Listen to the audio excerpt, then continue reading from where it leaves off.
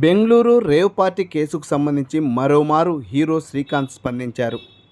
Bengaluru rave party case వెలుగులోకి వచ్చిన సమయంలోనే తన ఇంటి ముందు నుండే నిలబడి శ్రీకాంత్, నేను ఇంట్లోనే ఉన్నాను, నేను బెంగళూరు రేవ్ పార్టీలో తాను పాల్గొనలేదని ప్రకటించారు.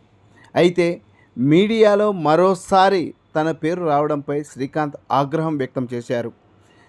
తనకు డ్రగ్స్ పార్టీకి ఎటువంటి సంబంధం లేదని, తన పైన దుష్ప్రచారం చేస్తే ఊరుకోనని శ్రీకాంత్ మరోమారు మీడియా ముఖంగా ప్రకటన విడుదల చేశారు. అంతేకాదు, తన పైన దుష్ప్రచారం చేస్తే లీగల్గా తాను నోటీసులు సైతం జారీ చేస్తానని ప్రకటించారు. రేవ్ పార్టీలో పాల్గొని ఉంటే తన పైన యాక్షన్ తీసుకుని తాను సిద్ధం అంటూ ప్రకటించారు శ్రీకాంత్.